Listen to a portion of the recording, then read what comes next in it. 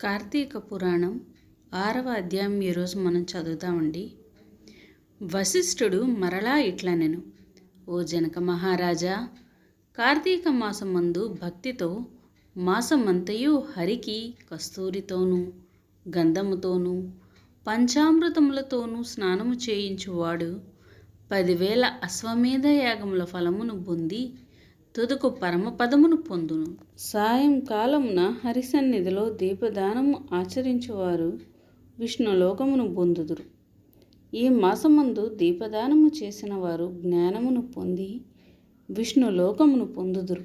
ప్రత్తిని చక్కగా ధూళి లేకుండా విడదీసి ఒత్తిని చేసి బియ్యం పిండితో గాని గోధుమ పిండితో గాని పాత్రను చేసి గోఘృతమును చేసి ఒత్తిని తడిపి వెలిగించి వేద బ్రాహ్మణునికి పూజించి ఇవ్వవలెను.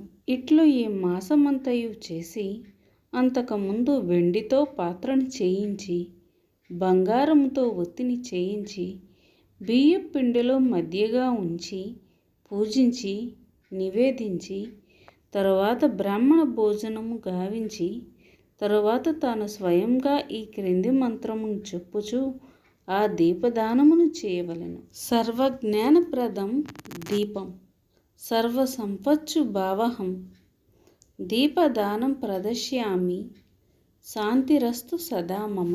దీపము సర్వజ్ఞానదాయకము, సమస్త సంప్రాప్తదాయకము కనుక నేనిప్పుడు దీపదానము చేయుచున్నాను. దీనివల్ల నాకు నిరంతరము శాంతి కలుగుగాక. ఈ ప్రకారముగా స్త్రీ గాని పురుషుడు గాని కార్తీక మాసమందు ఆచరించిన ఎడల అనంత ఫలమును పొందుదురు. దీపమును పెట్టిన వారు విద్యను, శాస్త్రఫలమును, ఆయుస్సును, స్వర్గమును, సమస్త సంపత్తులను పొందుదురు. కార్తీక దీపదానము వలన మనోవాక్యముల చేత చేయబడిన తెలిసి తెలియక చేసిన పాపములు నశించును. ఈ విషయమందు పురాతనపు కథ ఒకటి ఉన్నది, వినుము. పూర్వకాలమున ద్రావిడ దేశమందు సుత బంధు విహీన అయిన ఒక స్త్రీ గలదు. ఆ స్త్రీ నిత్యము భిక్షాన్నము భుజించెడిది, ఎప్పుడూ దూషితాన్నమును భుజించెడిది, చెద్ది అన్నమునే తినడిది. నిత్యము ధనము తీసుకొని పరులకు వంట, కుట్టుపని, నూరుట, రుబ్బుట మొదలైన పనులు చేసిడిది. అమ్మకము కొనుటయి చేయించుచుండుడిది. ఇట్లు వచ్చిన ద్రవ్యముతో ధనవంతురాలైనది.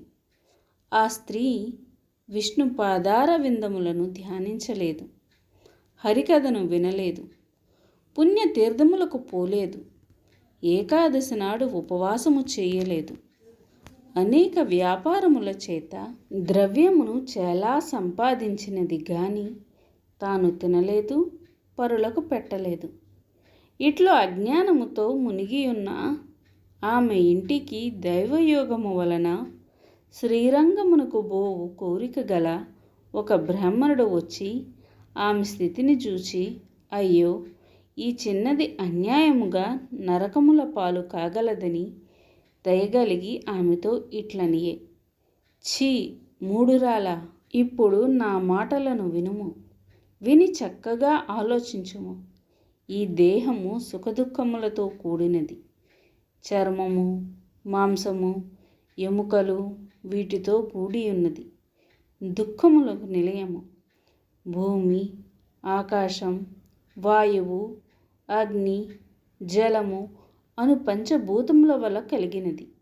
దేహము నశించగా పంచభూతములు చూరులందు పడిన వర్ష బిందువుల వలె పడి తొలగిపోవును.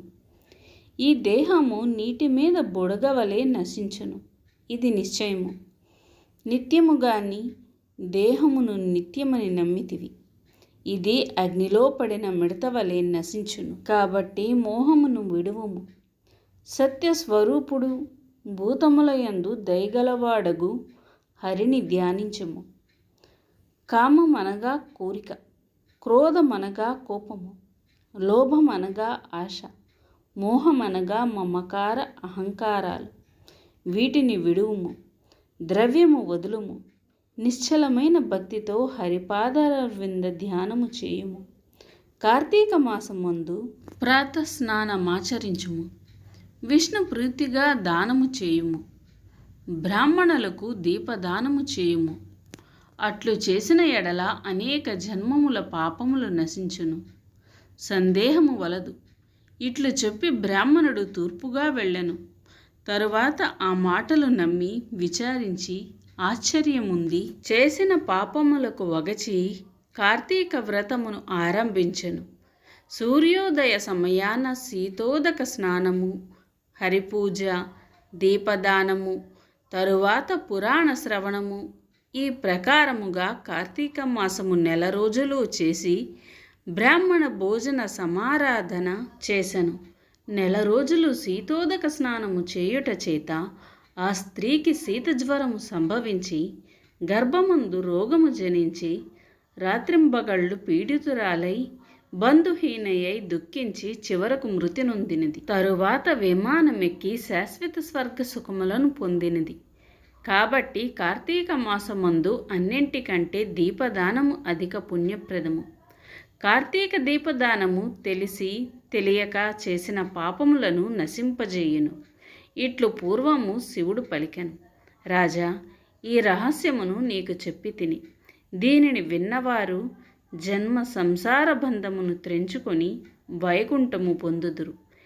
ఇతి స్కంద పురాణే కార్తీక మహత్యే షష్టాధ్యాయ సమాప్త.